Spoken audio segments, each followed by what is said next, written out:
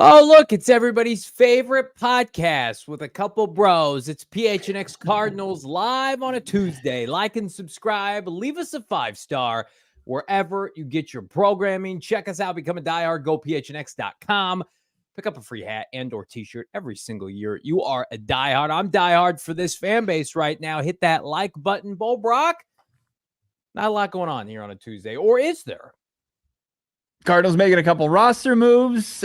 When there's no news, we get our own news. We make it ourselves with our friend Brian Baldinger here shortly, going to be examining what went wrong for the Arizona Cardinals, especially on the offensive side of the football, what led to giving up 30 consecutive points without scoring any of their own. And what can they do to fix it? Can they remedy it on the fly against one of the NFL's top defenses? Baldy's going to answer that here on this very podcast. But no, here's where we are right now, right? Chicago Bears win one of the most horrid games these eyes have ever seen last night. Who told you they were going to win, by the way? Real quick. Real quick, off air last night. Who told you they were going to win? Joshua Dobbs turned back into a pumpkin for the second time. It was Cinderella 2.0. It happened twice in a season. Joshua Dobbs, he had his own insanity story here and then once again in Minneapolis, and then he turned back into a pumpkin last night. 4 picks, and it absolves poor Justin Fields, who couldn't hold on to the football, fumbled twice in the fourth quarter, and then the Vikings decided not to cover DJ Moore in the open field that set up the game-winning field goal. 4 field goals. What if Monday Night Football? It was great. But what it did do, Johnny, was it did kind of secure, kind of lock in the Arizona Cardinals for a top 3 pick. I don't have my shady rays on, but if I did, you know, when you clean your sunglasses off a little bit, you clean your bifocals off, and you get a little bit clearer picture, a little clarity. That's what we got, right? We turn the windshield wipers on into our Honda Accord, and we're like, oh, I can see. And I can see right now the Arizona Cardinals are destined for a top 3 pick. They have what's called a 2-game lead in the draft standings with 5 games remaining. I was probably a little naive. Like, I thought, we talked a little bit about this yesterday. I thought when Kyler Murray came back, they were going to win. I don't know. I think they thought they were going to go 500, at least like 3-4 wins. I don't think that's happening now. The state of this roster, I feel like, is too much for Kyler Murray to overcome, on top of his own rust and trials and tribulations of coming back from a torn ACL. So now it's like Patriots, Cardinals, Panthers / Bears. Like, that's where we're at. Like, I think the Bears are going to win maybe 1 or 2 more games. Their defense is playing well. You're right. Fields is atrocious.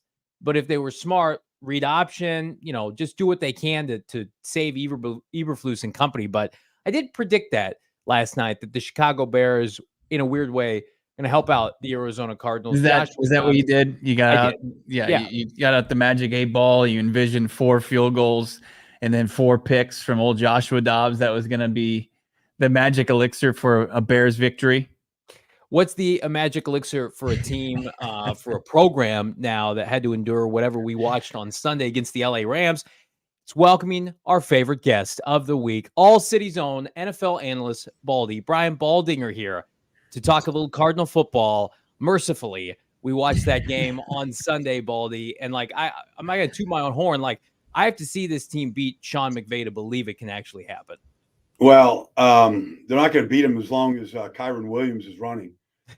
He destroys the Cardinals. He destroyed you the first time he played you. He destroyed you on Sunday. And getting back in the uniform, I was just looking it up, though, because you can't help but watch him. He had 200 yards of offense and ran through you. But they're 4-0 when he gets 15 touches in a game right now. Mm-hmm. Like, he gives them that balance, the run game that they really, really want. He gives them pop. And really, the Cardinals, that was the worst defensive effort. I mean, they couldn't tackle. Yeah, it was brutal. I mean, when you watch the film, Baldy, as you always do week in and week out, what looked worse, the Arizona Cardinals on offense or the Cardinals on defense? Well, outside of the tush push, that got them the lead to 8-7, I'd say the offense, because, look, they fell behind. It's 21-8 in the second quarter, and they just got in that throwing game. And I don't know, like you could have Drew Brees. You're throwing it 50 times in this league. It's generally not going to work out good. It just isn't. And Kyler dropped back 40 times. He's running all over the place. I think we talked a little bit about Hollywood Brown as the number one. Well, you saw him last week. I mean, he's just too easily defensed. They went to him a dozen times, and guys, I mean, pick a corner with the Rams. They all kind of defended him. It's just tough to get the ball into him. Baldy, how are the Cardinals? I mean, they have to know this internally, but like externally here, we're sitting here 8-game stretch for Kyler Murray to play football on a bad team right now. Cardinals have a top 3 pick currently in the 2024 NFL draft. Like, how do you evaluate Kyler Murray in whatever that was on Sunday? To your point, like, you can't ask a quarterback, whether it's Tom Brady or Drew Brees or Kyler Murray, to drop back 45 times a game and give your best offensive weapon in James Conner 6 carries. Yet, like, we're sitting here, he's 1-2. He's got a completion percentage just over 60%. His quarterback rating, I think, is sub 80. Like, how do they evaluate Kyler Murray given the state of this roster? Is it even fair to do that? It's probably not all that fair, but you do have to evaluate. You have to, look at your team going forward. I always think like this might be rose-colored glasses, but you have to think like, are we building a roster that can win a championship? I mean, I just think, like I live in Philly, their roster just reflects they want to win championships, and it has been doing that for 6 years. Like the Cardinals are a long ways away. They're new coach, new general manager. You got to build it, but you have to ask those questions. Like, is this a stopgap guy? Is this a starter? Is this a frontline starter? Is this a guy that we pay, the going rate to make him a part of the pillar of this team going forward? And ultimately, when you look at quarterbacks, can you win a championship with this guy? Not many teams can claim that their quarterbacks can right now. There's not a whole lot out there that can make that claim, but you have to ask that question about the guy. I mean, I think Jonathan Gannon, at least, and this is just speculation, sees that Kyler can do some similar things to what he witnessed in Philadelphia. Now, obviously, what Hurts does from a leader standpoint is tough to match even across the league. But do you see that Kyler Murray could maybe tap into how Hurts is successful in that Philly offense? Well, you have to, you have to be yourself. I mean, Jalen is just a different guy. He's just he never stopped thinking about winning championships. He never stopped thinking about getting better. But I would say if I was Jonathan, like I would probe Kyler, like how good do you want to be? Mm-hmm. Like how hard do you want to work at this? And I'm not saying he's not working at it or anything like that. But how good do you want to be? Because all I've seen from Jalen is a guy that's just still on a trajectory that's just going up. Now, we saw Kyler. He came out after, 11 months out, and he played really good in the first game. And we haven't really seen that since.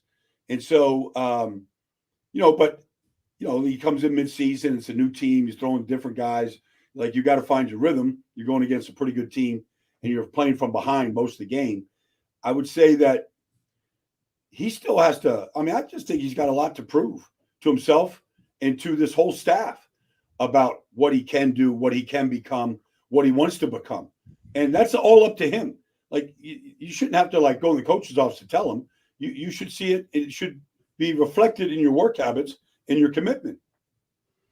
I know it's not apples to oranges, Baldy, but I look at, a team like Dallas with Dak Prescott, who I think everybody would agree, top half quarterback, maybe a top 12 quarterback in most seasons. Yeah. And they went out and they got him CeeDee Lamb, and Mike McCarthy knows what he's doing, and they get Brandon Cooks, and he's an MVP candidate, and he's 30 years old. And he's playing his best football. I'm holding out hope. Is that a tangible goal for the Cardinals to say, we're just going to go out, we're going to scrap this small receiving core, and we're going to get Kyler Murray some help. We're going to give him some big physical targets. You see what he's done with Trey McBride, or is Dak Prescott and what the Cowboys doing, is that an outlier? or is that obtainable, do you think? No, I think, if you believe that you have the quarterback, if you believe that he's a true franchise quarterback, which means he makes everybody around them better, and he raises the level of everybody around him, including people not even on the staff, like just in the organization, because of the way that he performs and the way that he, that has a nonstop belief to get better. Then you just build around that guy, and you never stop building. You never, you look at Dallas, they drafted Tyler Smith, and Tyron Smith is healthy, and Zach Martin is the best right guard in the league and has been. And, you go out and you get Brandon Cooks, and you build a championship level defense. Yeah. I mean, that's when you realize you've got that guy, you never stop doing that. You make the coaching changes that they've done. You hang on to your coordinator as long as you can. You might not be able to do it this year. And you keep taking a swing at the apple tree to go win a championship. Let's talk about one of the few positives from Sunday's lopsided loss to the Los Angeles Rams was the opening drive from Kyler Murray in this Cardinals offense. A lot of under center. You saw Kyler get rolled out. He had some open field in front of him. He could have either tucked it, found Trey McBride a couple times, found some open receivers. I really liked what I saw. I know Johnny liked what he saw. And then they seemed to go away from it. But what did you kind of see as far as from that one series where they scored the 8 points from the Cardinals offense? Well, if I remember correctly, I don't believe they had a negative play or a penalty on that drive. They had a lot after that. That drive, looked like they were in good rhythm. They had positive plays. They converted the few third downs they had, and so that was impressive. Honestly, I was asking the same question. Is this one of these games where they take the opening drive down, they score, they take the lead, and then that's it? Because I see that. And then you go, okay, why does that happen? You go, well, the holding calls and the negative plays, and all that stuff, all of a sudden you're in these negative situations and you just don't have that guy that you can go to on 3rd and 14 to convert that third down. And that seemed like that was kind of facing them or staring them in the face for almost every other series that I saw. I mean, not too many bright spots on this roster this year. Guys playing tough, guys playing hurt. I do think it's funny. Before the season, if you were to tell me the Cardinals' best overall player would be a safety, I'd be like, oh, yeah, no doubt. It's Budda Baker. I mean, is Jalen Thompson this year their best overall player when you put on the tape? I thought he was the best player last year and the year before. I just remember talking to Cliff Kingsbury, who was there, and he was just telling me, Baldy, we got to find a way to keep this guy. You let him in tackles a couple of years, doesn't come off the field, got his interception the other day. He's a great tackler. I mean, I think it's a very, very talented safety tandem that they have. And I love Budda too. I mean, I love him just because of his style of play. But Jalen has been rock solid. And if it's hard to find safeties that can tackle. It's hard to find safeties that can stay healthy. It's hard to find safeties that can, cover ground at the back end of the field. If you make mistakes at safety, you just give up touchdowns.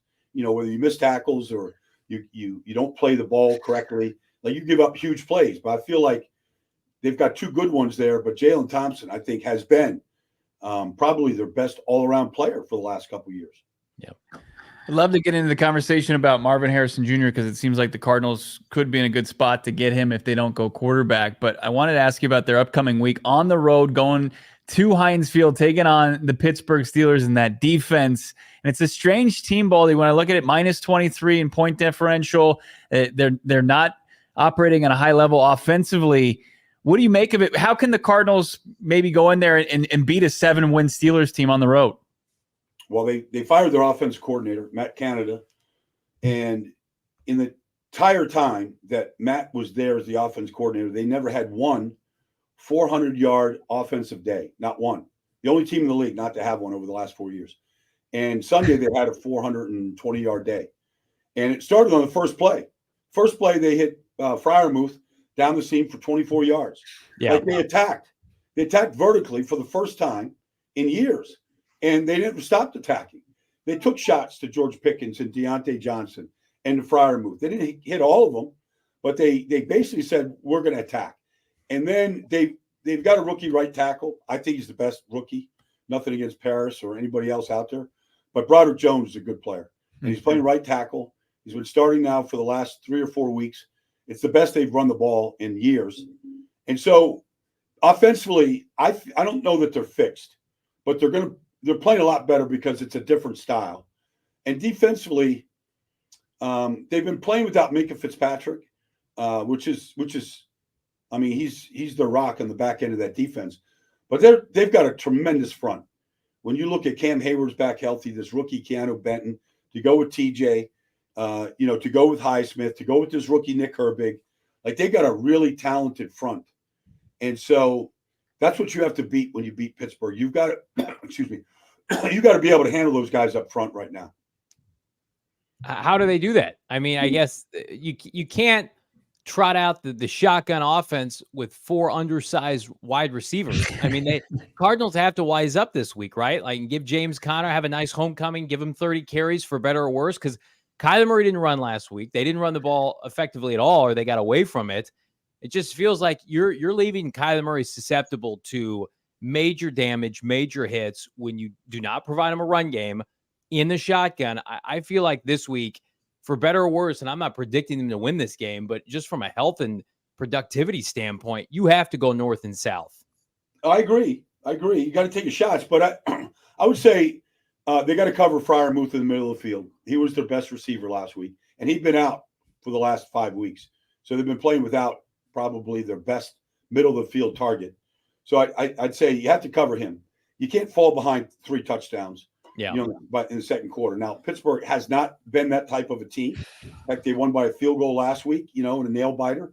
But they played a lot. They went up and down the field a lot better than they have.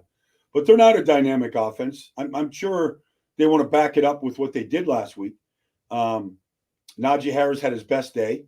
So I'd buckle up and say, okay, no running back is going to go for 150 yards like he did last week against us, and say that we'll stop that first, and then if you can keep the score, keep it down, keep it at 10 points, 10-7, 13-7, whatever. If you keep the score close, you can lean on the run game with James Conner and Kyler and dial up a whole lot more runs and play keep away a lot more, and try to possess the ball longer than they did last week. I mean, I think that'd be a good starting point.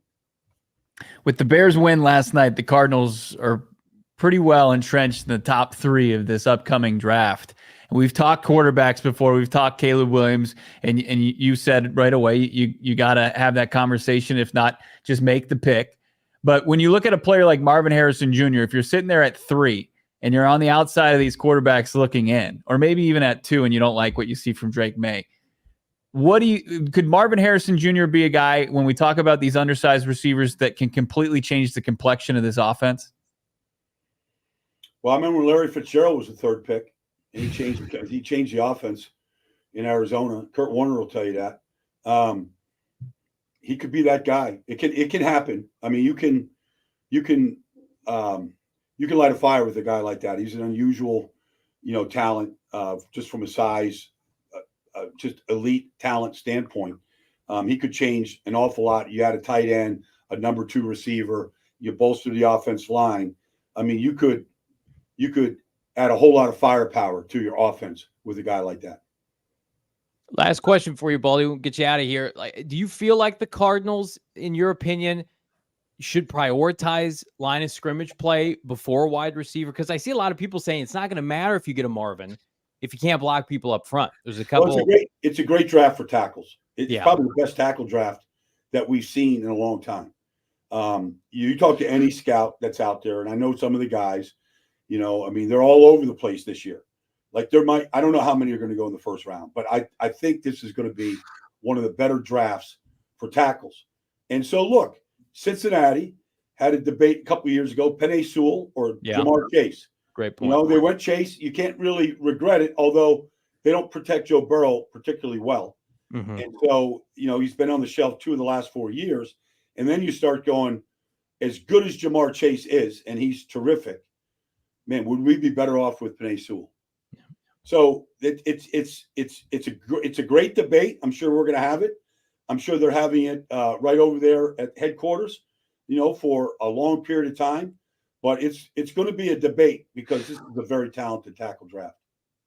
Their latest episode of the AllCity NFL show, they break down Matt Canada's departure and what this Pittsburgh Steelers offense looks like. Prepare for the Cardinals' upcoming opponent by checking that out, as well as many of their great just interviews you had. You had Andy Reid recently. You broke down Frank Wright being fired there in Carolina. Some great stuff going on with you on the AllCity NFL show. We look forward to this every Tuesday, Baldy. Have a great rest of your weekend. Have a great game this Sunday. Thanks, Bo. Thanks, Johnny. I'll talk to you guys next week. Appreciate you. Baldy. Yep. Take care.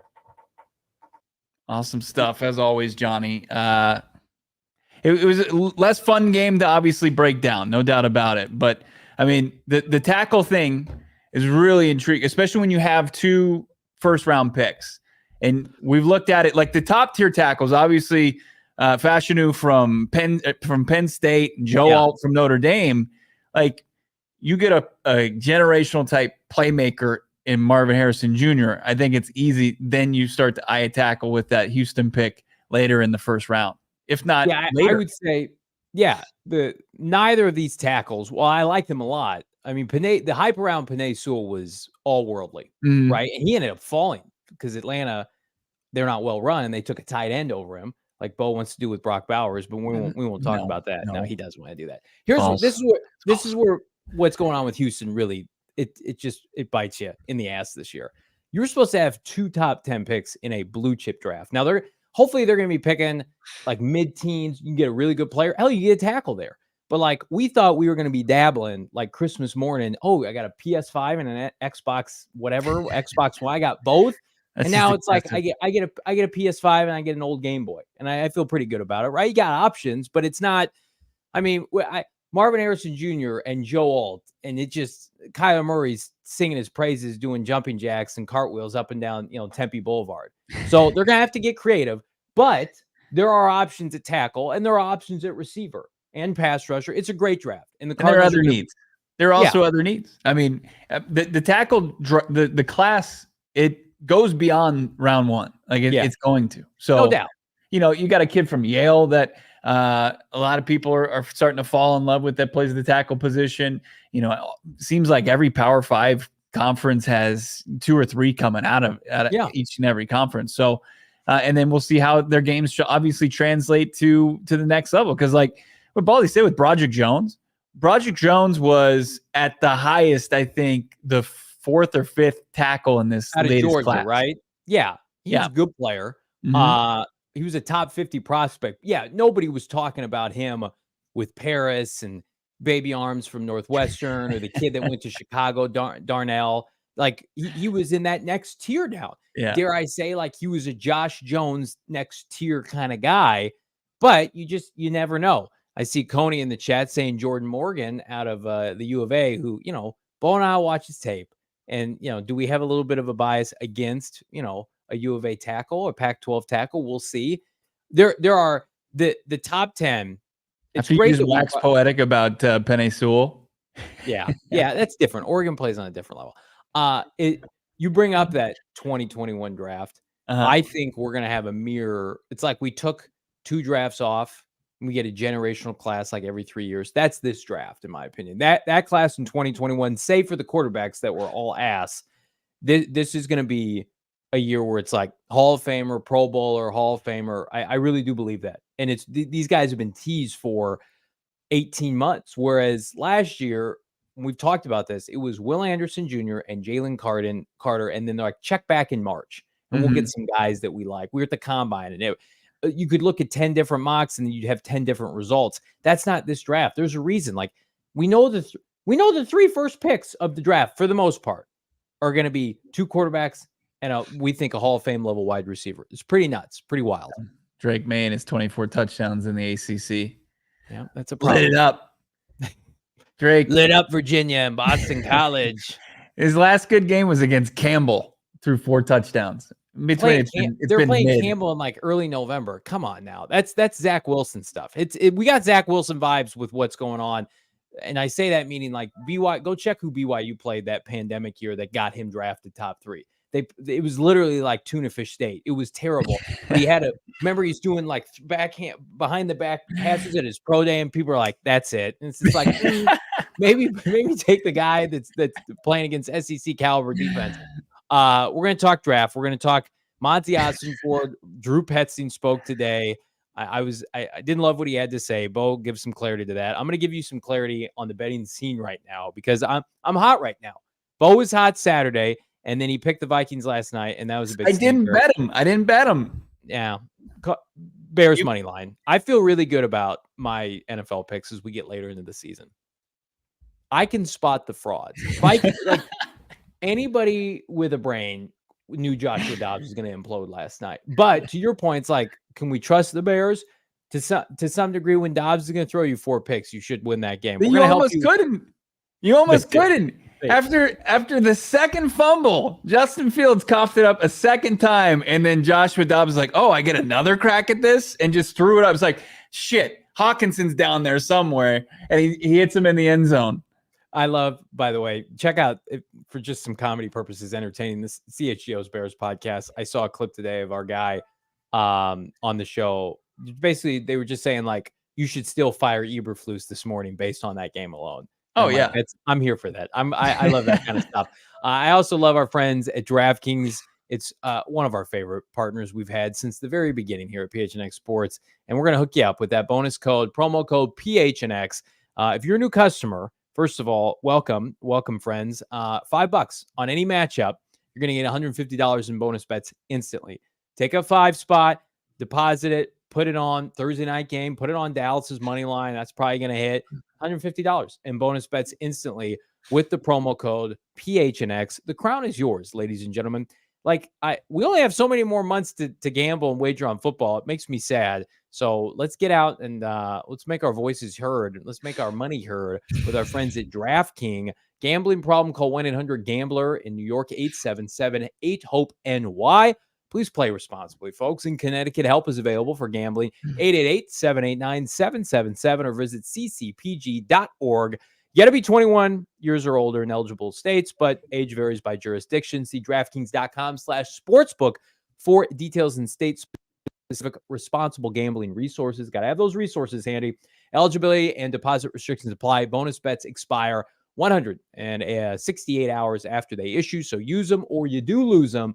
Terms at sportsbook.draftkings.com/football terms. Bo Brock. That disclaimer is a doozy. Very professional read by my colleague there, Johnny Venerable. The Suns are hot right now. They've won 7 straight. They're back in action tomorrow night, taking on the lowly Raptors. And why not catch them for free on your television that you can find via some rabbit ears, maybe even a coat hanger that you jerry-rig to set up, and you just watch the game right there for free with our friends over at Arizona Family Sports, your new home for Phoenix Suns basketball. Visit azfamily.com and figure out where to watch, because anywhere in this great state and even extending into New Mexico, you can find a place to watch Phoenix Suns games on television for free. Flagstaff available, Dish Channel 44. Living in Yuma, Tucson, Albuquerque, they got different options for you. All you have to do is log on, azfamily.com, click Suns Games for listing information in your area. AZ Family is a great resource to help you find your Phoenix Suns games, or on, of course, Arizona Family Sports. Pretty sure the last time the Suns lost, I was at the game. I spent $500 on tickets, and Bradley Beal wet the bed in the fourth quarter. So maybe I just won't go to any more Suns games. They'll win the championship. I saw somebody in the chat ask earlier, posed it to me, but we'll ask Bo Brock this as well. Will Rondale Moore be on this team next year? Boy. He's not making much money. Mm-hmm. They won't need to cut him for salary purposes. I think, you make him available. If you can get a pick, if you can move up in the draft, I don't think they cut him outright. I think if they can't get something, they'll bring him to camp, just see what happens.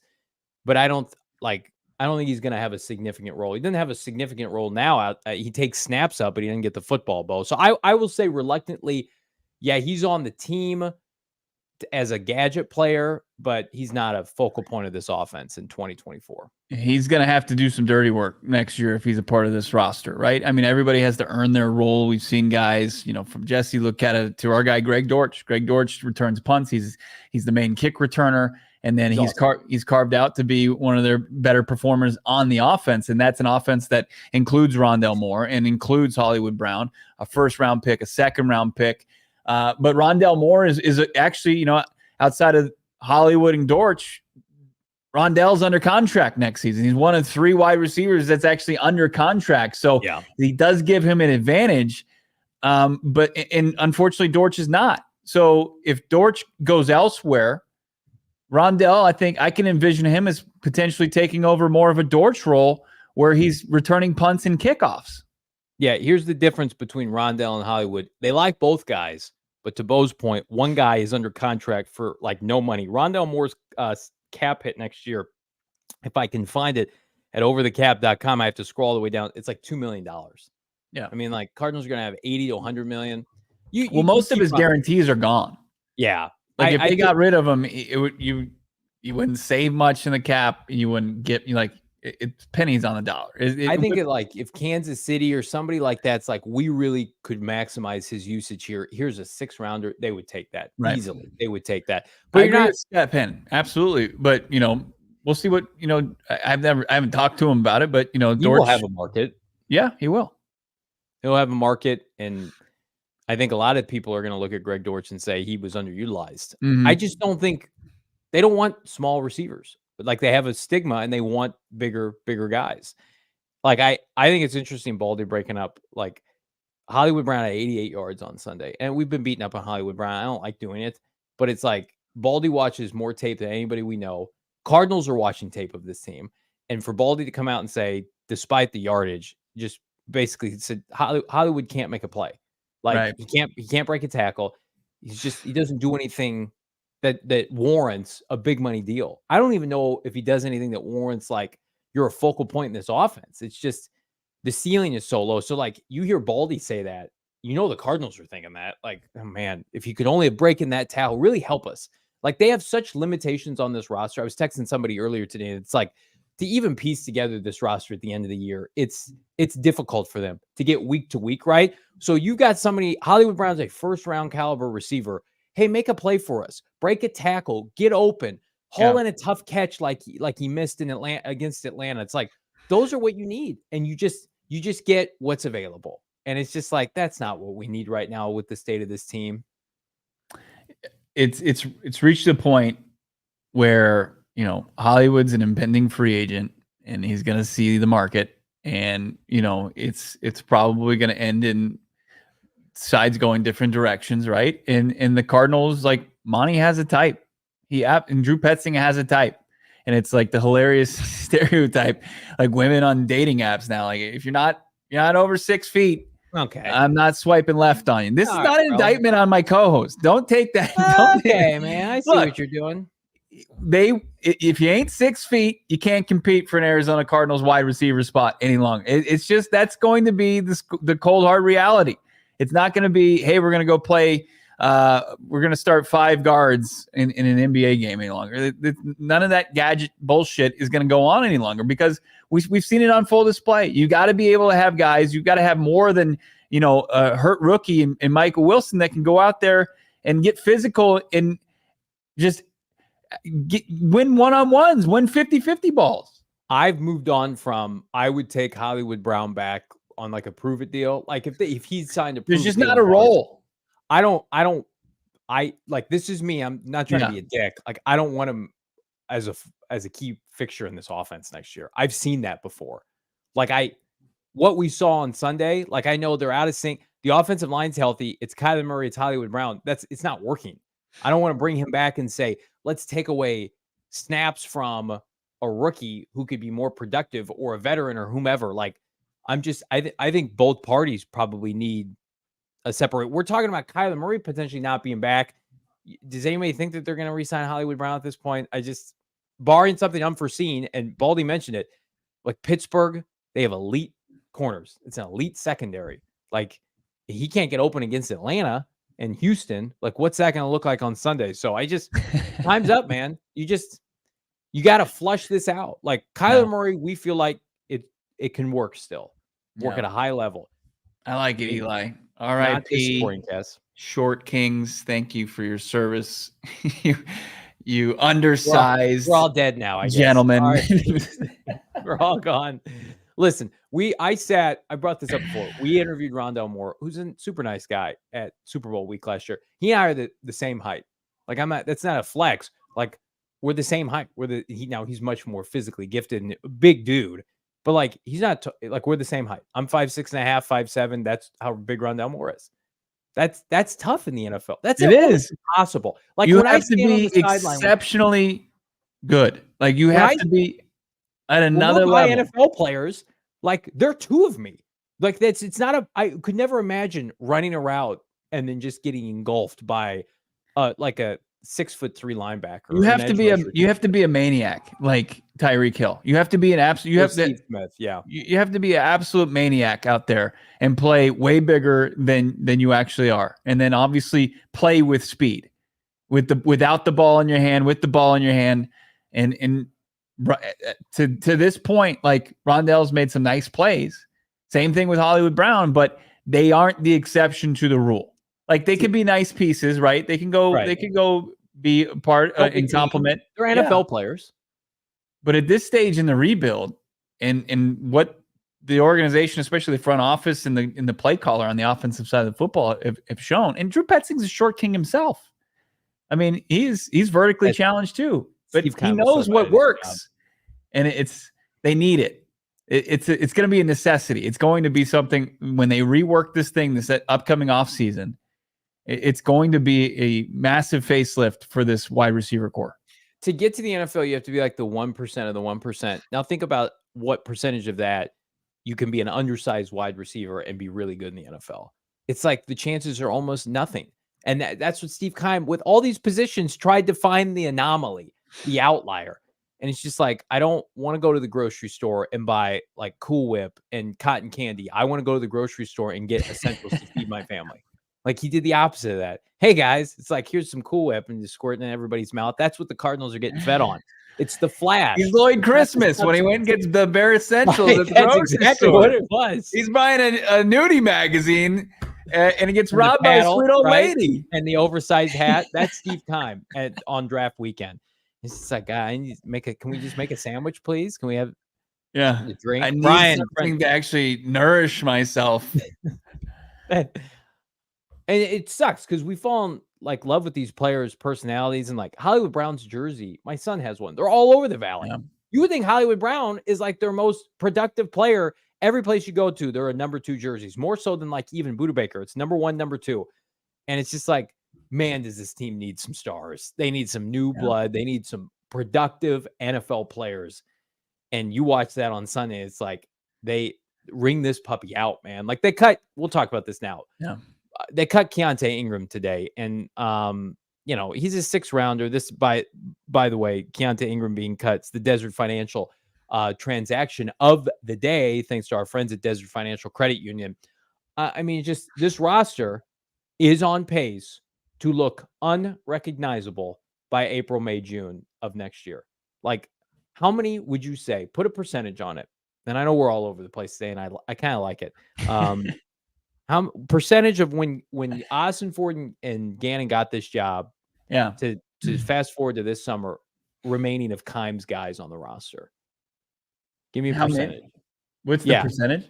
Yeah. I mean, when we got to the season opener, I'd kind of gone over the opening 53, and I think there was 26 remaining. So over half.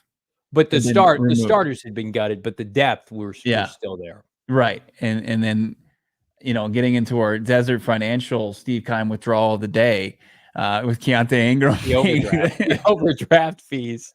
The Keim overdraft fees. With Keaontay Ingram, the 6th round pick, 1 season removed from his draft year, being said, thanks, but no thanks. Every opportunity that you had, you missed out on it. This is going to be, when we get to September and the final rosters have been, solidified for the Arizona Cardinals in 2024. Maybe a dozen. No, I think less than that. I'm gonna go like 5%. I think 5% will have been signed or drafted by Steve Keim. I think you could get a Kyler and a Jalen and a Buddha. Yeah. And then 3. Okay. Kyler, Jalen, Buddha. Rondell's under contract. Okay. Put Rondell in that group. What about DJ Humphries? I'll put DJ in there's 5 right there. Okay. Defensive side of the ball. Like, I'm not to be an asshole. Like, could Cameron Thomas be cut? He could be. Not a productive player. Secondary, Marco Wilson won't be back, we don't think. Okay. People saying like Zaven Collins, Dennis Gardeck. I would say one of those guys will be back. I think they really like Dennis Gardeck. Isn't he under contract for one more year? He is. Man, yeah. He's affordable. Like 9 They're going to have so much cap space. But then like you have to look at some guy Trey McBride, who's trade awesome. Yep. But James Conner would have to probably be restructured. Same thing for Zach Ertz. So I'm not going to put him on the list. Why am I doing 8? Okay, so so I've got 8 right now. Yeah.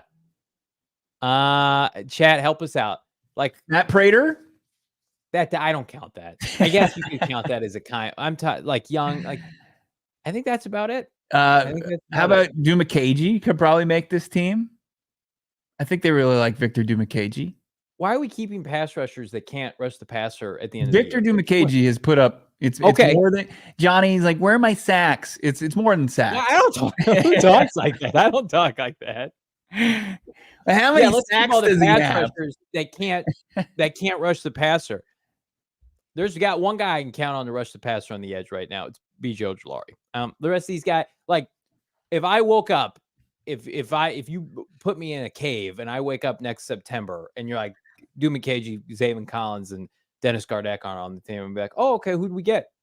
Like that's what I would say. I'd be like, oh, okay. You would like, what are you doing in a cave first and foremost? Well, I just mean like you've hidden me in isolation for 9 months. When you come out, your first question is, what's the status of the Cardinals roster? You know that. But like that's those questions. Like, do we have to have these guys? I don't know. This team might pick first overall. I don't think any of these guys. Like, if you want them, if Gannon wants them, that's good enough for me. I'm pissed that they didn't pick up Derek Barnett. I think that was stupid. I would have done that for sure. I don't deserve a darkness retreat. I deserve all the sunshine. But this covering this team is a darkness retreat this year, Brian. That's what it's like. But I back to our original point. I think you're looking between 5 to 10 guys. So of a 53-man roster, what is that? I'm bad at math. That's probably like 20%. That's more than I thought. That's way more than I thought.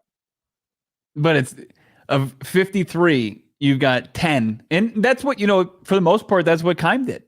Keim had like 120 transactions his first year. It happens more often than you would think in the NFL that they churn, that new GMs come in and churn rosters.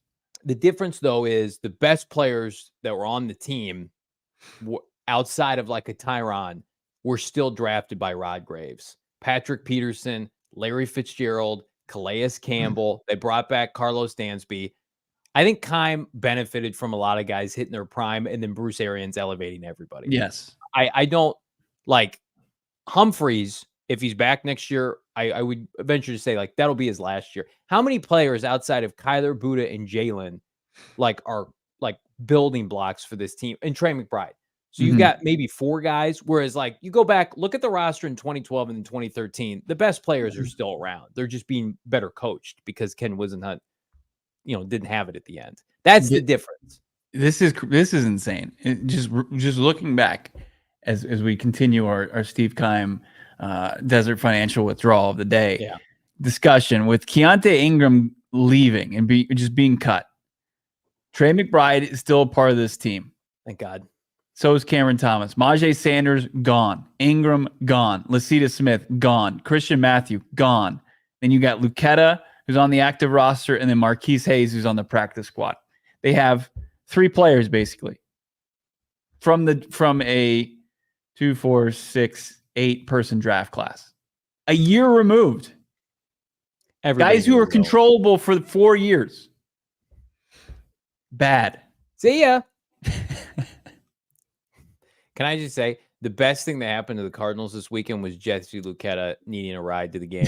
Because man, oh man, the Cardinals have milked that story, haven't they? Hey, don't worry about the end result on Sunday. Did you guys see Luketa needed a ride from some fans? Let's do a feature. Free matter for the blind. Kazir White stays, right? Kazir White was a signee of Gannon. So yeah, for sure. He's making hardly any money. He'll be back. I could see them drafting an inside linebacker, but Didi saying, should we trade DJ Humphries? Please say that as we have our Steve Keim discussion. Yeah, for sure. Should we trade DJ Humphries and draft a tackle this draft? So Bo and I have talked about that off air. I think DJ Humphries is playing himself back into being on this roster. And part of that could be by necessity because I thought they were going to take Joe Alt, the kid from Penn State, a month ago. Now I think they're not going to be in a position to take either of those guys because shit's hit the fan. So what does that mean? You need to hang on to DJ Humphries till after the draft. Because number one, if DJ Humphries got cut, he would have a market.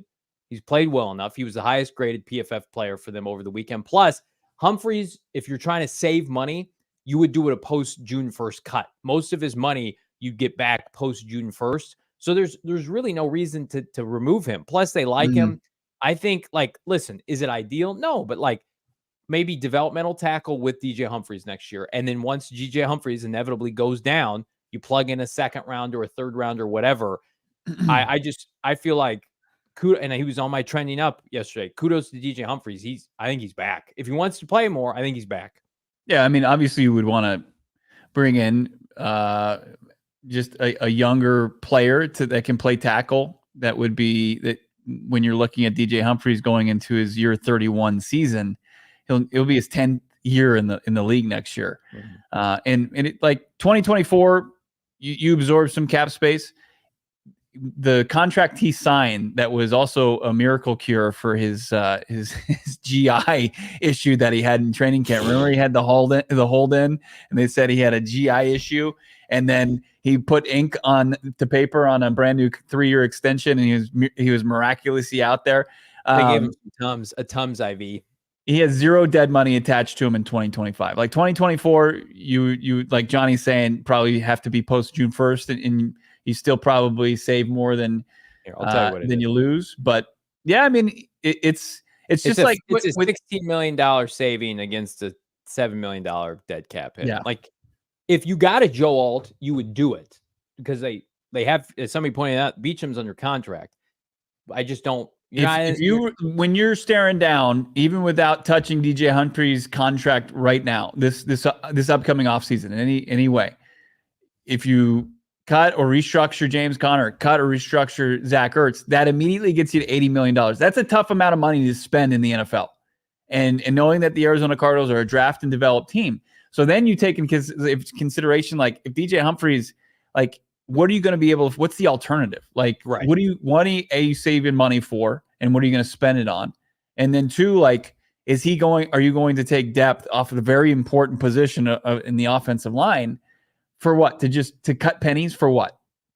Here's what I'll say about Keim that he always did a good job of is the Cardinals, they always would say, went into the draft without any glaring needs. Of course, there were needs that needed to be magnified, but they always would say, we could go play a game tomorrow with what we did in free agency. The Cardinals need to do that in March. You need to fill out this roster where it's oh yeah, if we had to start some free agents, we're going to sign them. We're going to fucking sign some people and spend some money. Because right now, this is not an NFL roster. This is an XFL, CFL roster. I love that they're playing young players. That I just saw the team tweeted out we're starting, Keitrell Clark and Garrett Williams. Yeah, you should be because you're a team that has 2 wins and it's almost December. Next year, get some pros in here. Do a bunch of Kazir White, Yelda Froldholt contracts and get some quality depth. Then if you hang on. And if you draft some guys like a Michael Wilson that overperform, then you play the rookie. But you can't be sitting around That's here. That's where Steve Keim went wrong. No, but not contracts. Bring in Tanner fucking Vallejo and Ben Neiman, what was it? Devondre Campbell, who played really good downs. The philosophy of this team is different now, though, where they will play rookie. Michael Wilson beat out a Jonathan Gannon, Darlene, and Zach Pascal. We watched that happen. So go and do that at a bunch of different positions. Then let your rookies come in and compete. The problem with Keim was, number one, his draft classes were terrible. And number two, Kingsbury and Vance Joseph and Keim, they did not play rookies. We know this franchise does. So They have to spend money in free agency, though. They do. Like, I think people were like, oh, they're going to just wait, and they have 13 draft picks. No. This roster is atrocious at certain areas. You have to go out. Like, Bo and I have done this show 2 Marches together. The first year we started, we didn't have free agency in 2021 when PHNX started in August of 2021. Bo and I have done 2 free agency periods with on this podcast. It has been the 2 most lackluster, laughable free agency periods in the history of the Cardinal franchise. That has to change this year, not only for the betterment of the Cardinals, but for the betterment of this show right now. I cannot sit here and talk about a Terrell Suggs signing or a Kazir White as the cornerstone of free agency. They need to spend some money. They got to go get a left guard. They need a number 1 corner. They could add they need a defensive tackle.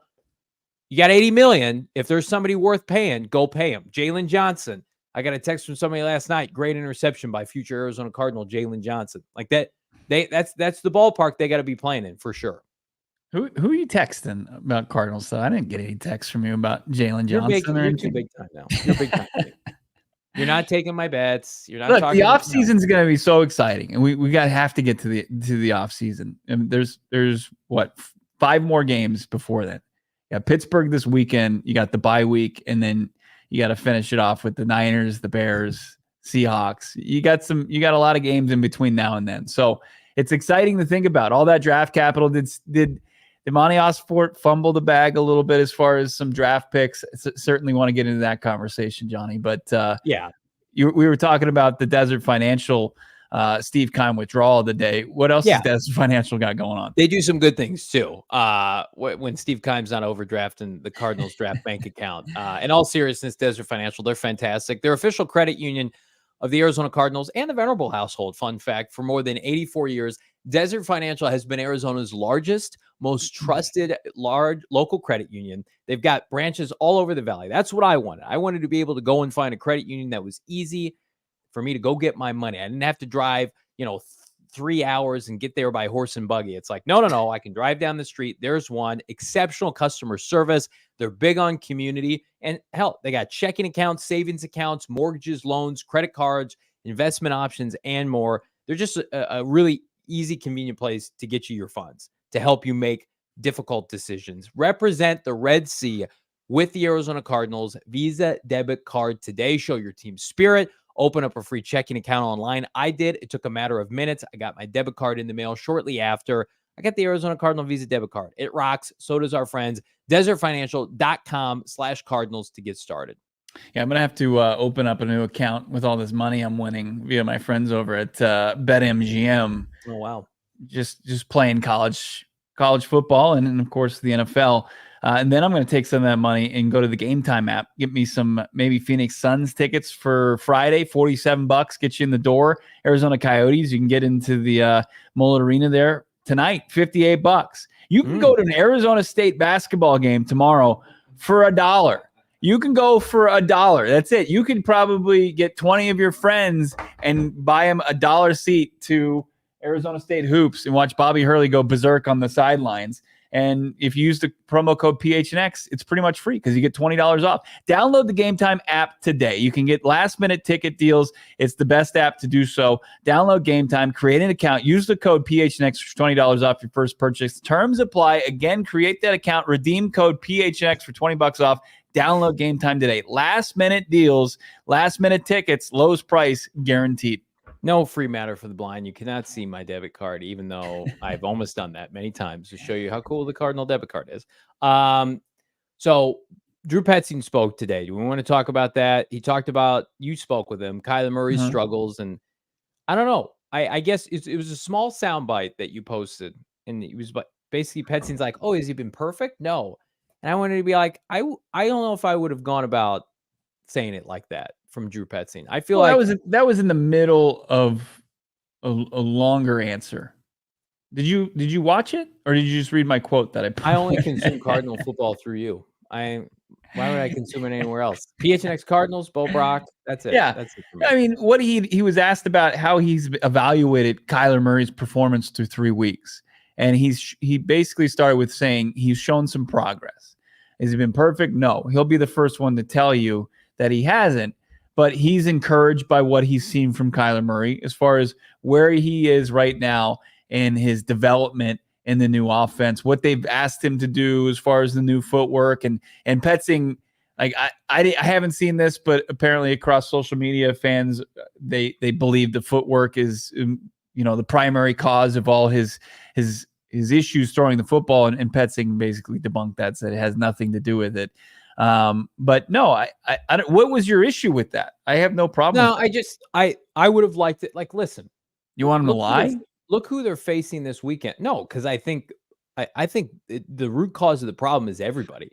It's not a Kyler Murray. The Cardinals have been terrible offensively for like 2 months. Mm-hmm. So everybody's like, well, it's Kyler's fault. I'm sorry.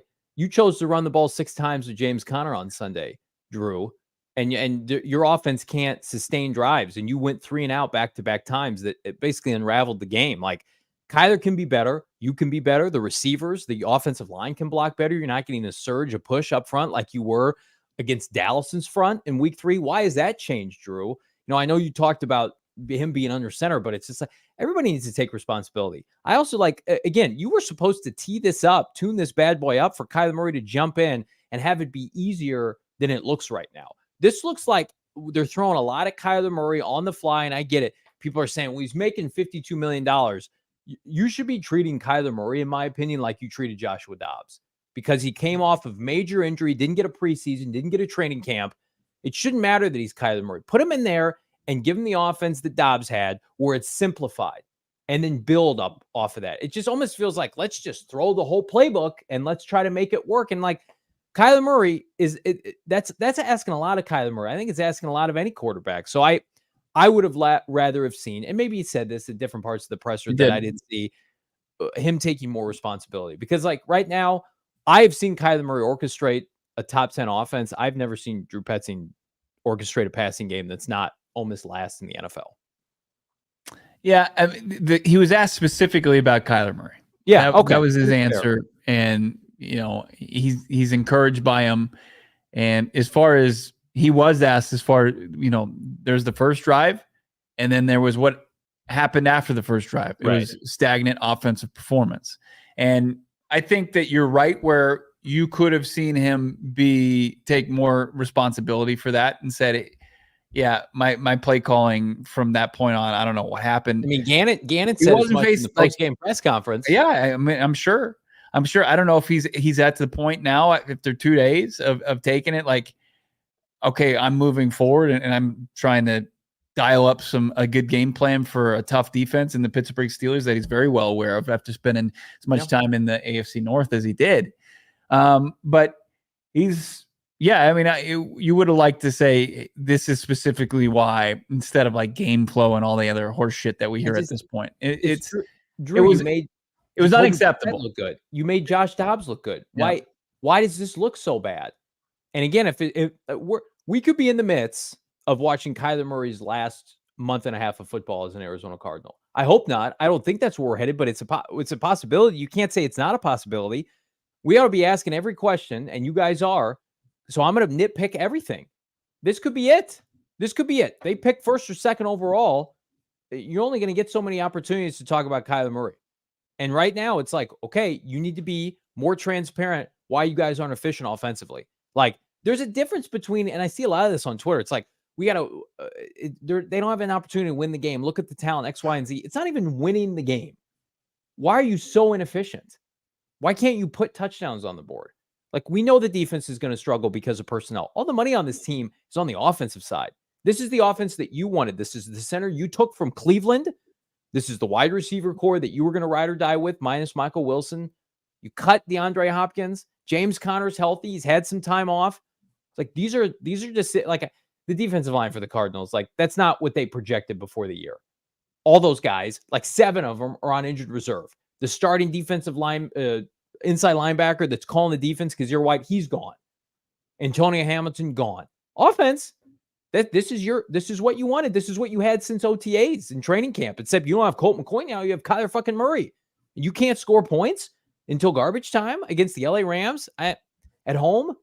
That's a problem. And I like Drew Petzing. And I don't think Drew Petzing, we said this yesterday, I don't think he's going to get fired. I think he's going to get No, he's not. No, he'll be back. Is Kyler Murray going to be back? Like that look, that's why we got to put more emphasis on this. there needs to be emphasis to where I thought you were going, as far as like when I look at a 12-play drive to open up the game for a touchdown, they get the 2-point conversion, they're up 8-7, and then they have drives of 3, 3, 4, 3, and 3 before halftime. I think was the other one was that the fake punt? Did they get an extra play that?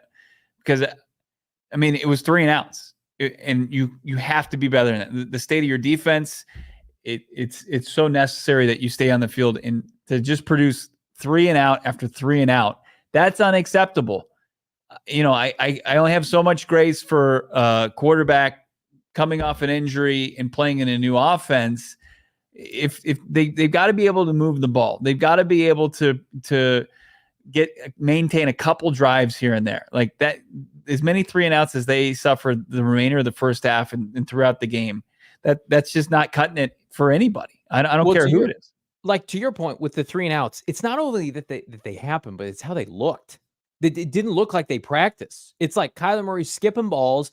You don't know if it's the route, if it's the quarterback. You mentioned the footwork. Like, what is it?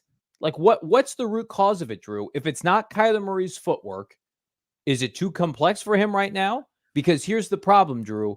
You had 9 months to figure out a game plan that was going to be Kyler Murray friendly to slide back into this.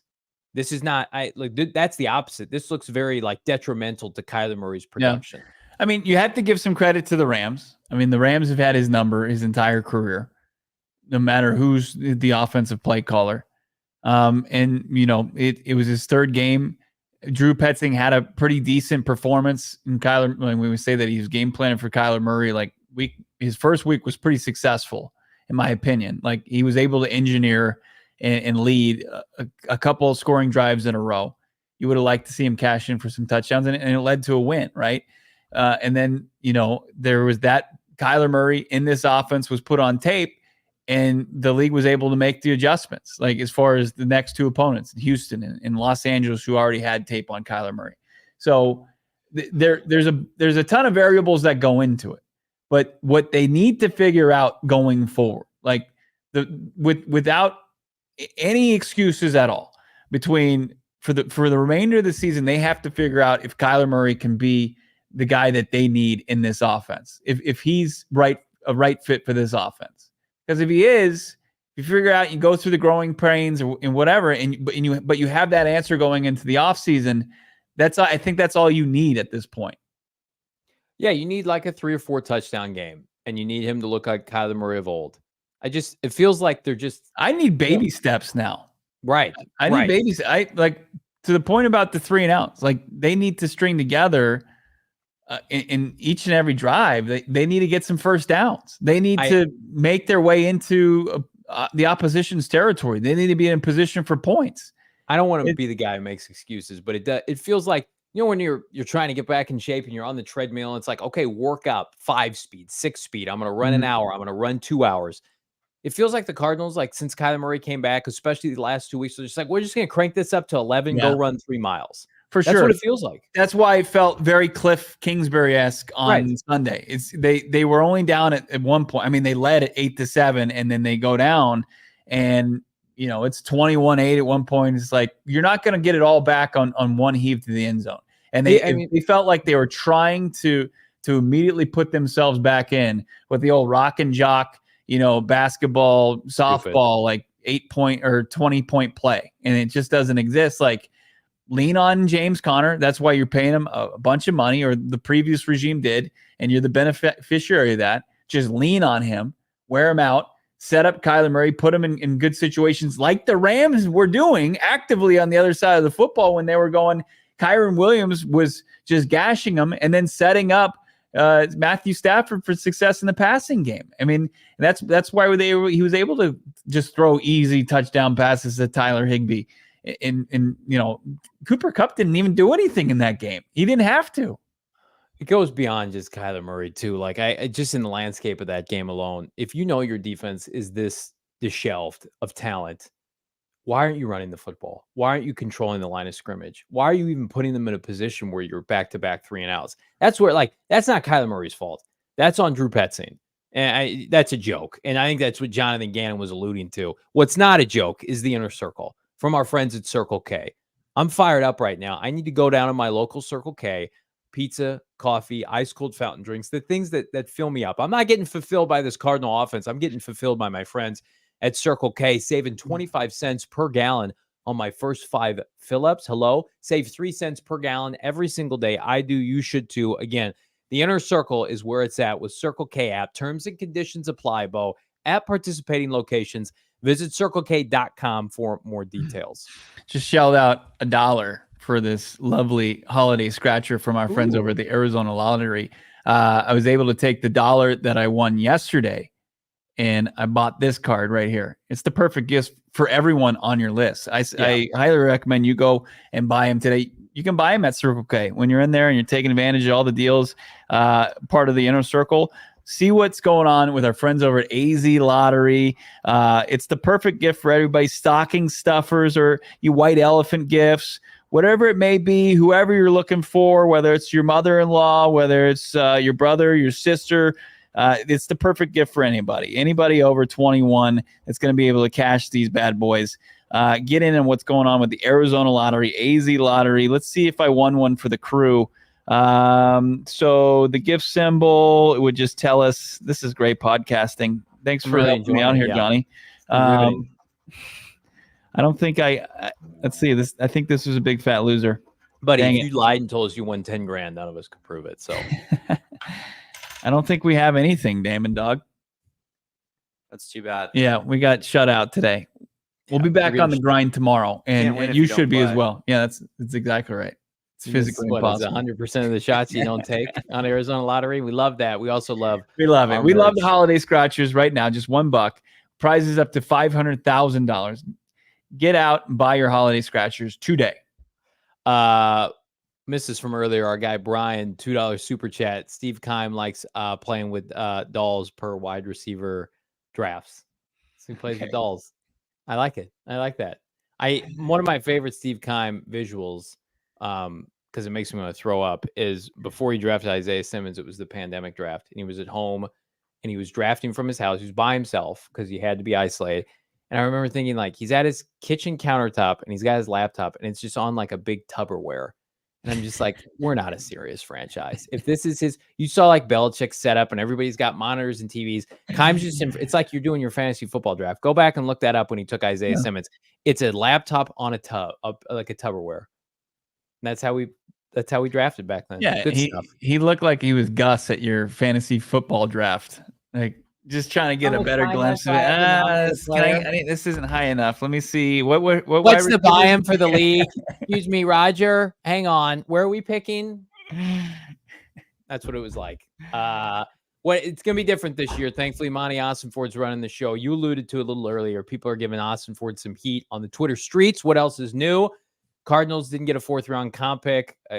Over the cap, I guess, didn't update their website and Yelda Froholt and Kazir White costing the Cardinals their compensatory pick. But Nick so this is what our friends in the Discord, the PHNX Discord that you can be a part of if you become a member diehard, put in there. It came to our attention from Nick Corti, saying as he begins to review incentives, he's realizing that the Cardinals may have ended up canceling out their 4th-round 2024 compensatory pick with the departure of Zach Allen by trading for, this is key, and playing Joshua Dobbs with an assist from the Vikings. The contract that Dobbs signed with Cleveland in March has a base of $2 million and also contains up to $500,000 of snap count incentives, with the highest one at 60%. Since Dobbs has played almost every snap and 2/3 mark for both the Cardinals and the Vikings, he'll earn that extra $500K. So he puts himself in the how the compensatory picks work, Johnny.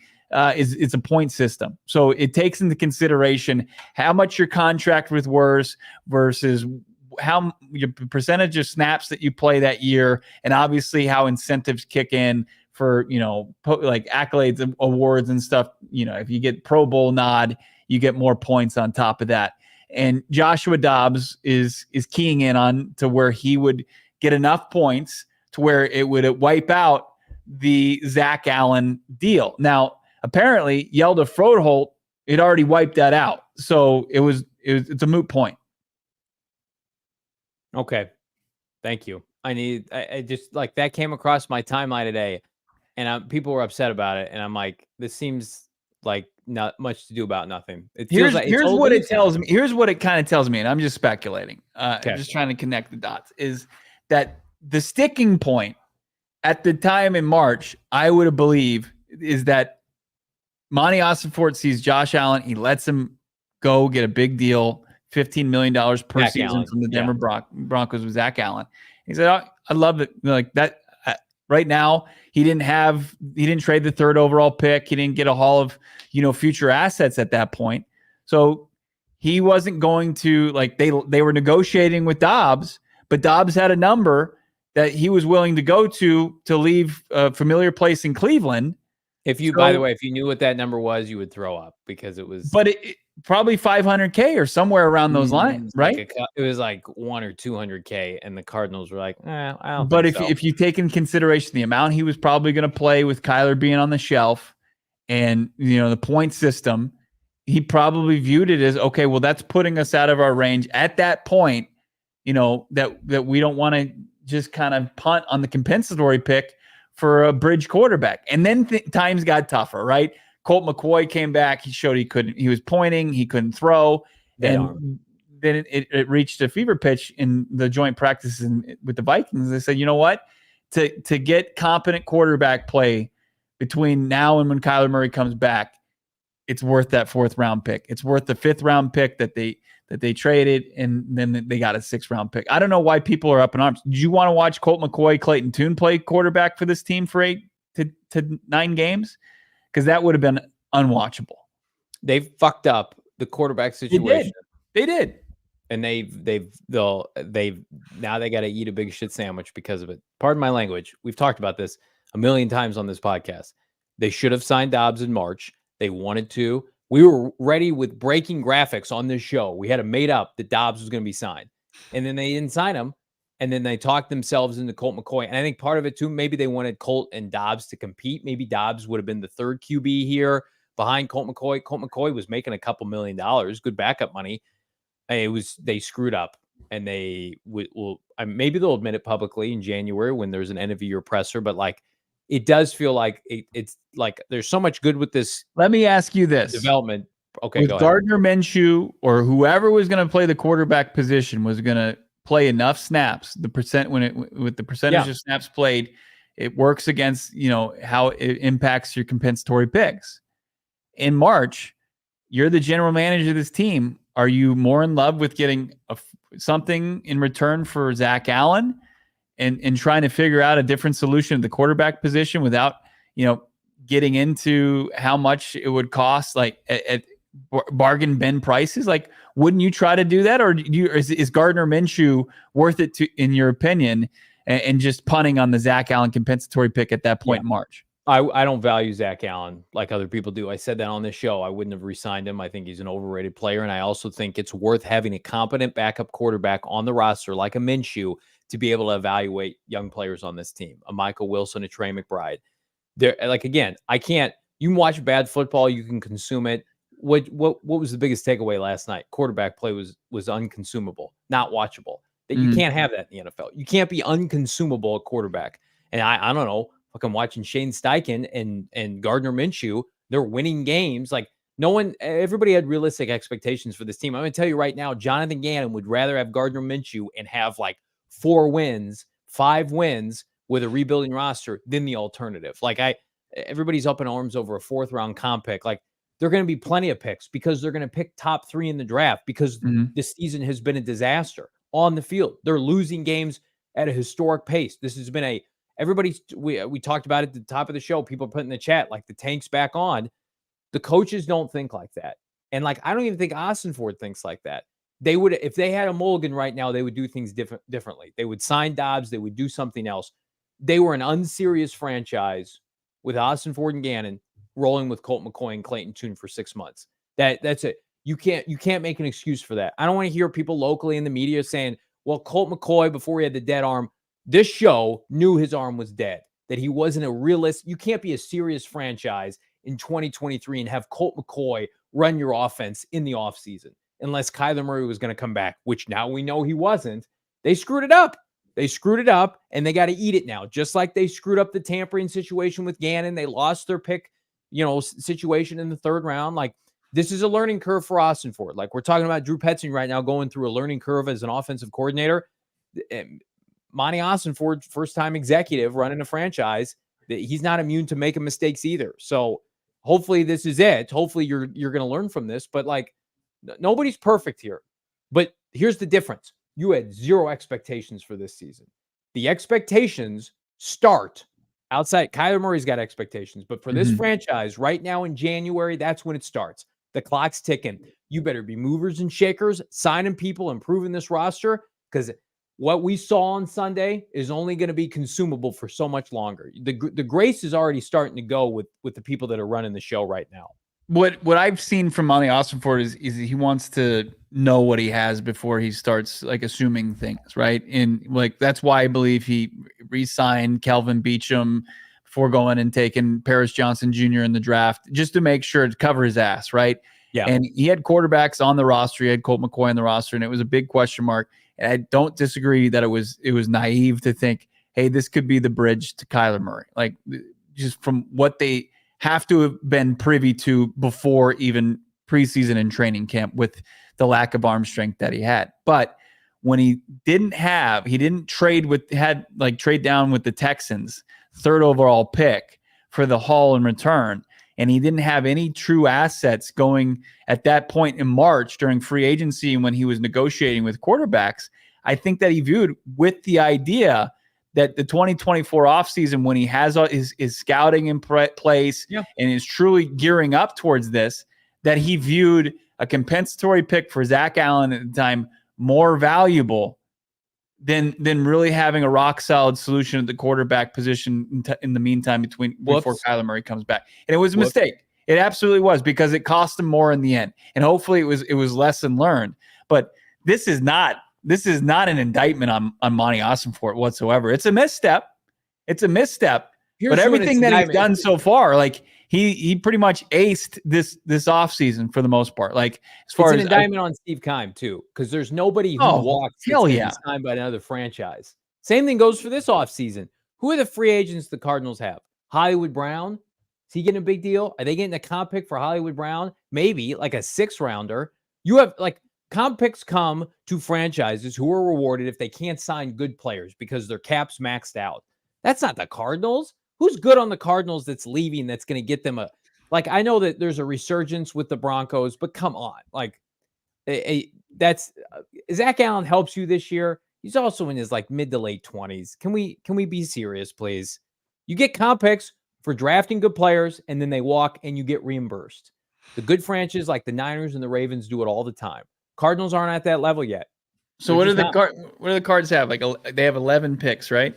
We have an old graphic. Let's look at the old graphic and we'll see it without just understand. Got it ready. Oh wow. Yeah, there it is. So the 4th round comp, just take that out. So they've got their own 4th rounder. They've got 2, 6, right? And then 7, 9, 11. They've got 11 picks. I'm going to pull it up on Tankathon right now. Here's what matters, folks. And again, like this franchise has shown you, they can be real big boy competent on day 3 of the draft. Their first 6 picks here, those are 6 starters. Those need to be 6 starters entering training camp with an idea that they're all at least going to play. But you want to go sign some overpriced free agent I want some block some playing time. I want some depth. I'm not blocking anybody. This isn't Steve Keim. So all those picks. So right now you've got your own third rounder, which is pick 66. Tennessee's 3rd rounder is pick 72, and then Houston's is 81. So you have 6 picks in the top 81. That needs to be 6 starters from Monti Ossenfort, or at least given an idea that those are going to be starters for you. Because he went 4 for 4. He went 4 for 4, and he had worse 3rd rounders. I mean, it was 92 and 96 with Garrett Williams in Michael Wilson. And hell, he could trade down again. He could trade down with his 2nd first. Don't do it with your first, but you can trade down with your 34th overall pick. Like, I'm sure, like, this roster is going to be replenished. It's not going to be like good to go. Tommy DeVito. It's going to look a lot better. Yeah, it will be. But It's gonna look bad. I mean, we didn't even talk about Marvin Harrison Jr. today. We'll have to wait. We'll talk to our guy Howard Balzer about that tomorrow, Bo. Sweet Marvin Harrison Jr. Can't wait. Is he gonna play in whatever bowl that Ohio State goes to? He's a competitor. I like to, like, I would say, like, I hope not, but I just like watching him play. Like, selfishly, I want to see him play. He's already endured enough trying to catch passes from McCord. Like, don't make him do it again. I thought he was going to win that game for Ohio State by himself last weekend against Michigan. And Cardinals and their fan base, like Drake Maye could be a Hall of Famer. We don't know. Cardinal fans deserve Marvin Harrison Jr. for what they've endured. And the fact that we've teased this for 18 months and we're going to continue to talk about it until May, this fan base, more so than the Bears, get the hell out of here. The Panthers, the Patriots, Cardinals have endured so much shit. They're not on national TV. They need cachet, sex appeal, and a superstar. They deserve Marvin Harrison Jr. more than any team. Completely agree. You deserve something nice for yourself as well. Check it out. The PHNXlocker.com. Look at that. Like Superman himself. Gang, gang. Johnny's disrobing, and underneath he's got the Bird Gang tee. I've got the PHNX flag hat. I just actually stocked up last night in the final hours, the wee hours of the PHNX merchandise locker sale. If you missed out, you didn't miss out completely. You can still go there, load up on gifts for the holiday season, PHNXlocker.com. Also, buy yourself a diehard membership. Get into that member Discord. We were mixing it up today before we turned on these microphones. We were talking about the Monti Ossenfort missteps and maybe the reasoning for that. Get into Discord. The only way to do that is become a diehard. You get complete access to gophnx.com, which is already 90%, 95% open to anybody right now, but you get that extra 5%, which is way worth it with all the insiders just churning out great work. Gerald Bourget, PHNX Suns, Howard Balzer, PHNX Cardinals, Craig Morgan, of course, PHNX Coyotes. Don't miss out on any of that. Become a diehard today. Go phnx.com, phnxlocker.com. We've gone long today. You've all been tremendous in the chat, crushing it all show long. Give yourself a like and a pat on the back, and also give yourself a fantastic rest of your Tuesday evening. For Johnny Venerable, for producer Jamin Dog, did you have something else to say, Johnny? Or are you good? No, I just would like everybody to get this video 200 likes, please. Let's do it. All right. Have a great rest of your Tuesday. Talk to you tomorrow. We all silly like the mayor.